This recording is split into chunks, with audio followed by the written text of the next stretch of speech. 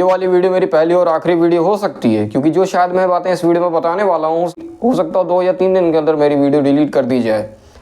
अब मैंने कुछ लूप होल्स ढूंढे हैं जिसका फ़ायदा तुम अपने बोर्ड्स एग्जाम में उठा सकते हो और अच्छा परफॉर्म कर सकते हो। अब मैं ये नहीं कह रहा हूँ कि तुम 90 to 95% ले ही आओगे, लेकिन हाँ, इस समय जो तुम्हारी पोजीशन है, मैं जानता हूँ तुम्हारी पोजीशन क्या हो रही होगी। शायद तुम 4 बजे तक सुबह पढ़ रहे हो या 12 बजे तक पढ़ रहे हो या दिन भर पढ़ते हो और रात में भी पढ़ते होगे।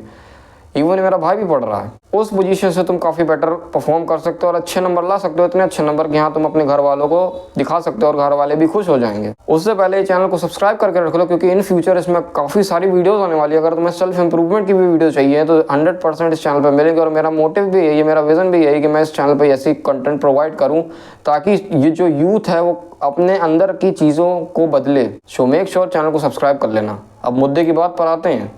अब तुम्हें मालूम है कि तुम्हारी कॉपीज एग्जामिनर चेक करता है, ना कि कोई एआई। हो सकता है इन फ्यूचर एआई भी चेक करना, लेकिन हम अभी प्रेजेंट की बात कर रहे हैं। एग्जामिनर मीन्स ह्यूमन बीइंग, और हम ह्यूमन बीइंग का माइंड जो है वो आसानी से मैनिपुलेट कर सकते हैं। ये बात तुमको भी पता है और मुझको भी पता है। अब एग्जामिनर का दिमाग कैसे मैनिपुलेट करना है, कैसे हैक करना है, बेसिक लैंग्वेज में बोलें तो मैं आपको आगे वीडियो में बताता हूँ। लेकिन उससे पहले फॉर एग्जाम्पल तुमने 10th के बोर्ड्स दिए होंगे और तुम में से काफ़ी सारे लोगों ने बात भी करी होगी, भाई मेरे एग्जामिनर ने पता नहीं कैसी कॉपी चेक करी हैगी, शायद वो अपनी बीवी से लड़कर आया था।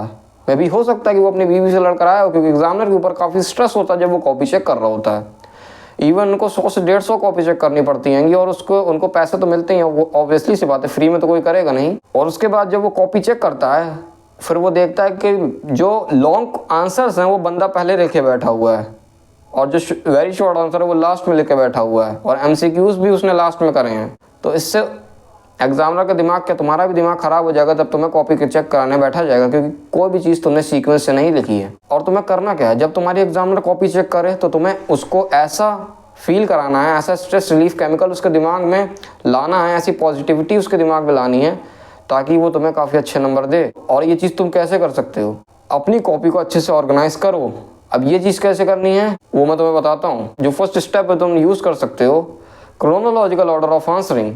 अब तुमने काफ़ी सारे लोगों को कहते सुना होगा कि जो तुम्हें आंसर पहले आते हैं उसको कर लो, लेकिन ये करने से सिर्फ पर्टिकुलर एक मार्क्स सिक्योर हो जाते हैं और तुम्हारा टाइम भी बचता है, उसके अलावा इससे कोई बेनिफिट नहीं हो रहा है। लेकिन अब जब साइकोलॉजिकली देखें तो अपने एग्जामिनर को रिलीफ कैसे दिला सकते हो, जब तुम्हारी वो कॉपी चेक कर रहा है तो तुम अपने क्वेश्चंस को क्रोनोलॉजिकल ऑर्डर में लिखो, 2, 3, 4, 5, 6 ऐसे करके। ऐसा नहीं करना है कि तुमने 26 वाला क्वेश्चन पहले पेज में लिख दिया और जो 3rd क्वेश्चन है वो तुमने लास्ट पेज में रख दिया। अगर तुम अपने क्वेश्चन क्रोनोलॉजिकल ऑर्डर में लिखोगे 1, 2, 3, 4, 5, 6 करके, तो एग्जामिनर को एक रिलीफ मिलता है और वो तुम्हें थैंक यू भी बोलता है मन में।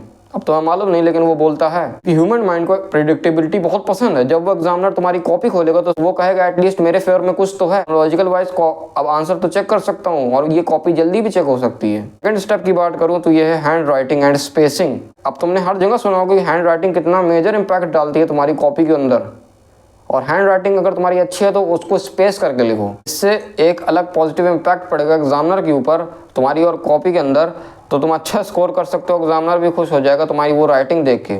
अब मैं तुम्हारे सामने 2 कॉपीज रख दूं जिसमें एक तरफ गंदी राइटिंग है और एक तरफ अच्छी राइटिंग है, तो तुम कौन सी कॉपी चेक करना पसंद करोगे? ऑब्वियसली सी बात है जो अच्छी हैंड राइटिंग है उसको ही चेक करना पसंद करोगे, ना कि गंदी वाली। सेम चीज़ एग्जामिनर के साथ होती है और यही चीज़ तुम्हें करनी है, यही तुम्हारा प्लस पॉइंट है।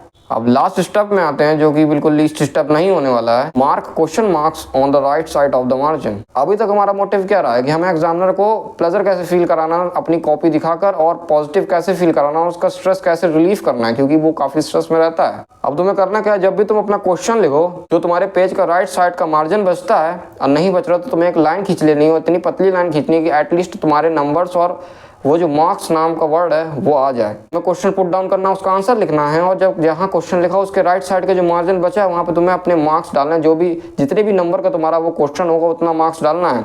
इससे होगा क्या कि जब एग्जामिनर अपने क्वेश्चन पेपर में देखेगा और आंसर शीट में देखेगा तो उसको बार बार अपने आंसर शीट और क्वेश्चन पेपर में नहीं देखना पड़ेगा, उसको मालूम चल जाएगा कि ये जो तुमने क्वेश्चन किया कितने नंबर का है। उसको ये चीज़ का रिलीफ भी मिलेगा और वो तो और अच्छी तरीके से तुम्हारी कॉपी चेक करेगा, हो सकता है तुम्हारे मार्क्स भी बढ़ जाएं उससे। तो ये जो मैंने स्टेप्स बताए हैं, अगर तुम इसको फॉलो करते हो तो तुम्हें खुद अच्छा लगेगा जब तुम कॉपी अपनी एक बार दोबारा से चेक करो कि हाँ मैंने क्रोनोलॉजिकल ऑर्डर में लिखा है, मैंने अच्छी हैंड राइटिंग में लिखा है, मैंने उसमें स्पेसिंग दी है, एकदम क्रिस्टल एंड क्लियर लिखा हुआ, और मैंने ऊपर मार्क्स भी डाल दिए हैं ताकि एग्जामिनर को रिलीफ मिल सके। और जो मेरी कॉपी वो एकदम पॉजिटिव फील दिला रही है, जब मुझे दिला रही है तो शायद एग्जामिनर को भी दिला रही होगी। लास्ट में जो मैं एक प्लस पॉइंट देना चाहूँगा कि ज़्यादा पन्ने भरने पर विश्वास मत करा करो, क्योंकि जितने पन्ने बढ़ेंगे उतना ही एग्जामिनर का स्ट्रेस बढ़ेगा और उतना ही शायद तुम्हारे मार्क्स कम हो सकते हैं, क्योंकि उस समय एग्जामिनर बहुत तेज़ी से तुम्हारी कॉपी चेक करेगा। मिलते हैं नेक्स्ट वीडियो में, तब तक के लिए बाय बाय। चैनल को सब्सक्राइब कर लेना।